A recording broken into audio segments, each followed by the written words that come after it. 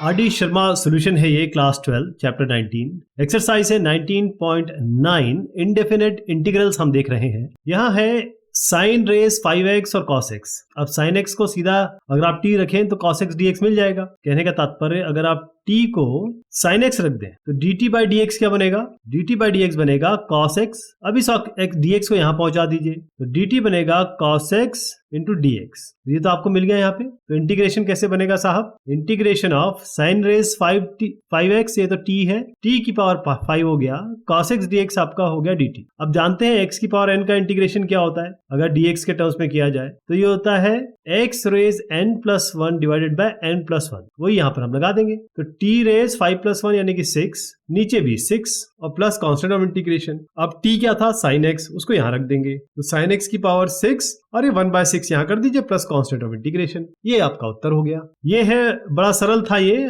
और कुछ डिफिकल्ट आते हैं, कुछ सरल आते हैं, इस तरीके से हम करेंगे। 10 रेज 3/2x और sec स्क्वायर dx। तो 10 अगर हम रखते हैं t, सीधा sec स्क्वायर x dx मिल जाएगा, जो हम पिछले क्वेश्चंस में भी देख चुके हैं। तो हम करते हैं late t equals to 10x। इससे क्या मिला? dt by dx आपका मिल गया।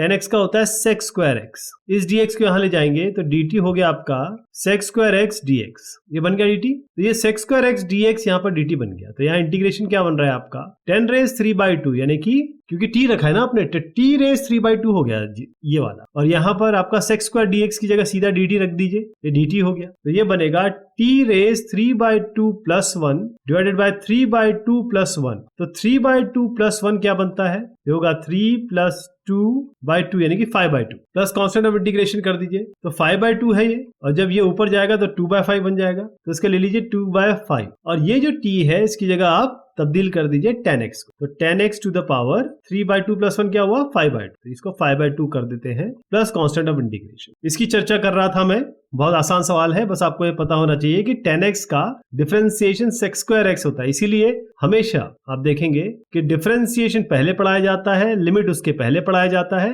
और आखिर में जाके इंटीग्रेशन पढ़ाया जाता है। x³ divided by x² plus 1 whole cube. तो बस इसको थोड़ा अलग कर लेंगे, जैसे आपको याद है cos क्यूब और sin क्यूब वाले क्वेश्चन में किया था। तो इसको हम इस तरीके से लिखते हैं, इंटीग्रेशन बनेगा आपका, ये जो x³ है इसको मैं लिख रहा हूं x² इंटू x dx। इससे फायदा क्या हुआ अभी बताता हूं। हमें 2x² मिल चुके हैं साहब, यानी अगर मैं x² को t रखता हूं तो dt by dx क्या बनेगा? 2x dx, यानी कि dt by 2 हो गया आपका x dx, और यहां पर क्या है? x dx। इसी जगह dt by 2 रख देंगे तो इंटीग्रेशन आपका बन गया इंटीग्रेशन ऑफ x² की जगह आपने t रखा है तो t हो गया, ये नीचे t प्लस t का होल क्यूब, ये भी आपको समझ में आ गया, और इस x ds की जगह dt by 2, तो dt यहां रख दीजिए, by 2 यानी कि हाफ यहां रख दीजिए। क्लियर? अब इसके आगे क्या करेंगे हम? x² को आपने t रखा है, x² इस t dt को इंटीग्रेशन करने के लिए आपको इस t प्लस 1 होल क्यूब को खोलना पड़ेगा, t प्लस 1 होल क्यूब को खोलना पड़ेगा। तो इसके लिए हम थोड़ी सी जुगत और लगा सकते हैं। जुगत का मतलब क्या हुआ कि हमको कुछ ऐसा रखना पड़ेगा जिससे हम यहाँ पर t प्लस 1 होल क्यूब, क्योंकि इसका डायरेक्ट डिफरेंशिएशन हमारे पास नहीं है, और इसको अगर आप खोलोगे t प्लस 1 होल क्यूब को तब भी समस्या हो जाएगी, क्योंकि ये तो बहुत बड़ा टर्म बनेगा। अब हम इसका क्या करेंगे? तो आप थोड़ा सा इसमें जुगत और लगानी होगी, यानी कि जो t प्लस 1 है इसको आपको रखने पड़ेगा कुछ y रख देते हैं। तो ये जो नया टर्म किया है dy बाय dt चलेगा, ये dy बाय dt क्या हुआ? ये तो 1 हो गया, तो dy बराबर dt हो गया। और अब ये ध्यान से देखिएगा, i जो है वो हो गया हाफ इंटीग्रेशन ऑफ, अब t क्या बनेगा? इधर यहां से देखिए t बनेगा y माइनस 1, तो ये y माइनस 1 हो गया, और नीचे क्या बना आपका? ये आपने यहां से लिया है तो t प्लस 1 आपने y लिया था तो ये y³ हो गया। अब यहां पर आएगा dy, क्योंकि dy और dt मैंने आपको एक जैसा दिखा, तो इंटीग्रेशन होगा हाफ। इस हाफ को बाद में डील करेंगे, पहले ये देखिए integration of y by y³ dy और minus integration of 1 by y³ dy। तो ये कितना आसान हो गया? y बाय y³ यानी कि y² ऊपर जाएगा तो y टू द पावर -2 का इंटीग्रेशन कर रहे हो आप। एक्चुअली यहाँ पर y की पावर -3 का इंटीग्रेशन कर रहे हो आप, दोनों को dy कर दे तो ये बनेगा y -2 plus 1 divided bye -2 plus 1, और ये minus y -3 plus 1 divided bye -3 plus 1 और प्लस कांस्टेंट ऑफ इंटीग्रेशन। तो ये हो गया आपका, देखिए -2 1 में माइनस हुआ है बेसिकली, और ये y की पावर -1, ये होगा y टू द पावर -1, इसको मैं नीचे 1/y कर देता हूँ। यहाँ पर भी कुछ ऐसी होगा, -3 + 1 हो गया -2, माइनस माइनस प्लस कर देते +2, तो ये 1/2 आ गया इसका। और यहाँ पर क्या आ गया, y की पावर 1 - 3 हो गया -2, यानी कि y की पावर -2 आ गया, और नीचे मैं इसको उतार देता हूँ 1/y इसको। ये आपका इंटीग्रल बन रहा है, लेकिन y आपने क्या लिया था, t+1, तो इसको रख दीजिए आप। इंटीग्रेशन हो चुका है साहब, तो -1/t+1 कर दीजिए इसको, प्लस 1/2 1/t+1 का होल स्क्वायर। यहां तक ठीक है, प्लस कांस्टेंट ऑफ इंटीग्रेशन, देखिए t तो x² था, तो ये बनेगा -1/x² + 1 प्लस 1/2 1/x² + 1 का होल स्क्वायर। अब इसमें हम x² + 1 का होल स्क्वायर कॉमन ले लेंगे और फिर इसको थोड़ा सा रिजॉल्व कर दें, है ना। आपको याद है मैंने आपसे क्या कहा था, ये 1/2 हम बाद में डील करेंगे, तो यहां पर मैं -1/2 लगा देता हूं और यहां पर 1/4 हो, और 1/2 बाहर ही रखते तब भी आसान होता, तो 1/2 को हम बाद में डील करेंगे, यहीं से आप आगे बढ़ते। तो 1/2 को बाहर ही ले लेते हैं, और अब इसका इंटीग्रेशन इस तरीके से हो गया, -1/x² + 1 और प्लस 1/2x² + 1 का होल स्क्वायर। ये आप सॉल्व कर लेंगे, मुझे पूरा यकीन है आप इसको सॉल्व कर लेंगे, राइट। मैं इसका फाइनल वर्जन लिख देता हूं, -1/4, क्योंकि बस इसको आपको यहां से इसको मल्टीप्लाई करना है, यहां से इसको मल्टीप्लाई करना है, या x² + 1 को बाहर ले लो। चलो मैं डायरेक्ट इसका उत्तर लिख देता हूं, क्योंकि ये हमारे स्कोप में नहीं है, हमारा स्कोप अभी इस समय खास तौर पे इंटीग्रेशन चल रहा है, अलजेब्रा नहीं चल रहा। तो प्लस कांस्टेंट ऑफ इंटीग्रेशन, ये इसका उत्तर हो जाए। कैसे होगा मैं आपको दिखा भी देता हूं। ये है इसका सोल्यूशन जिसकी बात हो रही है, यहां तक मैं ले आया था आपको, थोड़ा सा और इसका एलसीएम ले लेंगे, वो आप कर सकते हैं, यहां पर उसका उत्तर आ जाए। अब 4x + 2 × √x² + x + 1 dx।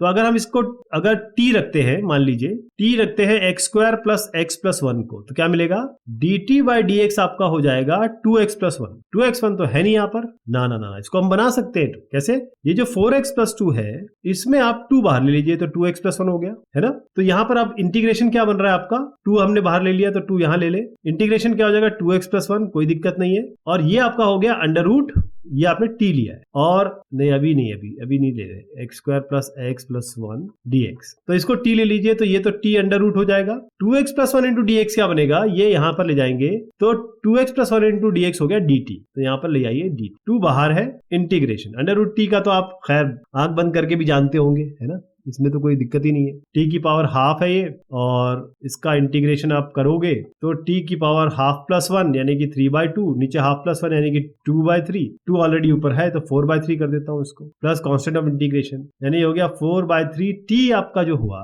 वो यहाँ पर x² + x + 1 का power 3/2 plus constant of integration, ये इसका उत्तर हो। तो इस तरीके से कर लेंगे आप, हाँ, बहुत आसान है। बस ये समझना होगा कि इसको t रखने पर ये आना है और 2 बाहर लेना है, ये इसका सारा दारोमदार है इस क्वेश्चन का। अभी आप देखिए, अभी हमने एक पिछला क्वेश्चन किया, बिल्कुल डिक्टो कॉपी है ये, डिक्टो। कैसे, देखिए 2x² + 3x + 1 को आप जरा t रख के देखिए क्या मिलता है, dt/dx बनेगा आपका 2x² हो जाएगा 4x + 3, ये हो गया, तो dt हो गया आपका 4x + 3 × dx। आपको कुछ दिख रहा है यहाँ पे, 4x + 3 × dx, यही तो आपका dt है, बस यही करना है। इंटीग्रेशन करेंगे, ऊपर वाला dt हो गया, नीचे का √t हो गया, √t का सीधा उत्तर ये है, ये बेसिकली t की पावर -½ हुआ, और इसको इंटीग्रेट कर देते हैं dt के टर्म्स में, ये होगा t की power -½ + 1 divided bye -½ + 1 plus constant of integration. -½ + 1 होता है ½ 2 ऊपर गया, t 1 - ½ हुआ, ½ t यानी कि √t plus constant of integration. और इसको हम कैसे लिखेंगे, क्योंकि हमको t तब्दील करना है 2x² + 3x + 1, तो 2 √2x² + 3x + 1 plus constant of integration, कितना हो गया, बढ़िया। ये है आपके पास इसका संपूर्ण उत्तर, कोई समस्या नहीं इसमें, 1/√x। अब आप कैसे इसको करोगे आप, क्योंकि 1 + √x, या तो आप 1 - √x 1 - √x से दोनों को मल्टीप्लाई कर दो, तब भी आपको 1 - x मिलेगा, तो उससे भी कोई फायदा नहीं होगा, है ना। इसमें एक काम करते हैं, ऊपर नीचे √x से मल्टीप्लाई करते हैं। कैसे, देखिए ये है 1, ये √x हो गया, नीचे भी √x से मल्टीप्लाई कर दीजिए, नीचे 1 + √x रहने दीजिए, तो √x हो गया, ये नीचे हो गया √x + x। अब इससे फायदा क्या हुआ, आपका सवाल होगा अभी, इससे फायदा क्या हुआ, है ना। इससे ये फायदा हुआ कि हम पूरा इसको मल्टीप्लाई मत करिए, जो मैंने किया ना इसको मत करिए, इसको देखिए कैसे बनेगा। 1 + √x को हम t रखते हैं, तो dt/dx क्या बनेगा, ये तो 0 हो गया, ये हो गया 1/2 √x, इसका डायरेक्ट आप जानते ही हो, तो 2 इधर ले आइए, 2 dt हो गया dx/√x। अब यहाँ पर आप देखिए, अगर मैं इसको dx लगा दूं तो ये dx by under root x, ये तो 2dt हो गया, इसको यहाँ ले लीजिए, यहाँ पर ऐसे इंटीग्रेशन कर, एक तो 2dt, 2 हटा दीजिए, dt करिए, 2 को बाहर, root x by 1 plus root x, ये क्या है 1 plus root x t, 1 plus root x की जगह t लिख दीजिए। अब आप कहेंगे रूट एक्स का क्या करना है, रूट एक्स के लिए क्या करेंगे, यहाँ पर इसको ले आएंगे 1 को, तो रूट एक्स यहाँ से बन रहा है root x is equal to t minus 1, तो रूट एक्स हो गया t माइनस 1, ये हो गया t माइनस 1, कितना आसान हो गया देखिए, 2 को बाद में डील करेंगे, ये हो गया t by t integration minus 1 by t integration dt के टर्म्स में, t बाय 2 dt का इंटीग्रेशन क्या होता है, सीधा t माइनस 1 बाय टी का होता है log modulus of T plus constant of integration. ध्यान रहे ये सब 2 से मल्टीप्लिकेशन हो रहा है, इसका सबका 2 से मल्टीप्लिकेशन हो रहा है, तो t क्या है यहाँ पर 1 प्लस रूट एक्स। अब तो हम सामान रख दें ना अपना, अब 2 लगा दें, यहाँ भी 2 लगा दें, तो 2 into 1 plus root x plus 2 log 1 plus root x plus constant of integration. आपको क्या लगता है ये सही है? नहीं, देखिए ये उसका उत्तर होगा 2 रूट एक्स, ये बनेगा 2 root x into 2 plus 2 root x मैंने यहाँ लिख दिया, लेकिन इस 2 को मैंने इस कांस्टेंट के साथ जोड़ दिया, इसलिए कांस्टेंट ऑफ इंटीग्रेशन में ये हट जाएगा 2, केवल 2 रूट एक्स बचेगा, और यहाँ पर ये पूरा का पूरा बचेगा 2 log 1 plus under root x, और यही इसका उत्तर है। देखिए इसकी बात मैं कर रहा था, थोड़ी सी जुगत अगर हम लगाते हैं तो हम आसानी से चीजों को सॉल्व कर सकते। यहाँ है e cos square x, e की पावर है और sin 2x, तो आप जानते हैं cos स्क्वायर x को सीधा t रखने से हम sin 2x पा लेते हैं, ये हमने पहले क्वेश्चंस में देखा हुआ है। तो इसमें मेन ट्रिक ये है कि t को आप cos स्क्वायर x रखो, तो dt बाई dx में बनेगा, पहले तो ये 2 cos x बनेगा, फिर cos x का माइनस sin x हो जाएगा, और ये क्या है sin 2x dx, तो माइनस को इधर ले आइए, माइनस dt हुआ, ये 2 sin x cos x या 2 cos x sin x एक ही बात है, ये sin 2x बनेगा। ठीक, तो देखिए sin 2x और dx को हम यहाँ ले गए, sin 2x इंटू dx क्या बन गया, माइनस dt, तो यहाँ कर दीजिए आप, इंटीग्रेशन आप समझ गए हैं, ये माइनस dt, तो माइनस यहाँ लगा देते हैं, dt यहाँ रख देते हैं, लेकिन ये भी तो है e cos स्क्वायर x, तो e की पावर t हो गया, और आप जानते हैं e की पावर t का जो इंटीग्रेशन होता है वो यही होता है, कैसे e की पावर t का e की पावर t, तो e की पावर t का e की पावर t कर दिया, ठीक, और यहाँ sin 2x का क्या किया आपने, यहाँ पर dt कर दिया, तो minus e to the power t plus cos x हो गया, cos स्क्वायर एक्स टी है, माइनस ई की power cos square x plus ये क्या लिखा मैंने, कांस्टेंट ऑफ इंटीग्रेशन ना, सी है कांस्टेंट ऑफ इंटीग्रेशन, तो यही इसका उत्तर हो गया, negative E cos square x plus constant of integration, क्योंकि इसका और रेजोल्यूशन अपने पास है नहीं। तो ये हो गया आपका आंसर, इसको आराम से कर लेंगे, इसमें कोई ऐसी बात नहीं थी। 1 plus cos x by x plus sin x का होल क्यूब। अब आप जानते हैं, जैसे पहला क्वेश्चन भी हम कर चुके हैं, x प्लस sin x को t रखेंगे तो dt बाई dx, x की जगह 1, sin x की जगह cos x, इस dx को यहाँ पहुंचा दीजिए। अब आप बताइए मुझे, ये ऊपर का क्या दिख रहा है आपको, ये dt दिख रहा है ना, तो इंटीग्रेशन बनेगा आपका ये dt divided by x plus sin x, यानी कि t का होल क्यूब, यानी कि t to the power minus 3 बनेगा उसका इंटीग्रेशन, तो t की पावर माइनस 3 का क्या बनेगा, t to the minus 3 plus 1 minus 3 plus 1, ये माइनस 2 है, तो माइनस 1 बाय 2 हो गया, ये t to the power minus 3 plus 1 हो गया, t to the power minus 2, ये नीचे जाएगा, तो माइनस 1 बाय 2 t स्क्वायर हो गया, तो इसको डायरेक्ट लिख दूं मैं, यहाँ तो कोई दिक्कत नहीं है, तो माइनस 1 बाय 2 t स्क्वायर की जगह x प्लस, इस तरीके का क्वेश्चन हम कर चुके हैं, इसलिए मैं फटाफट बता रहा हूँ, x प्लस cos x का,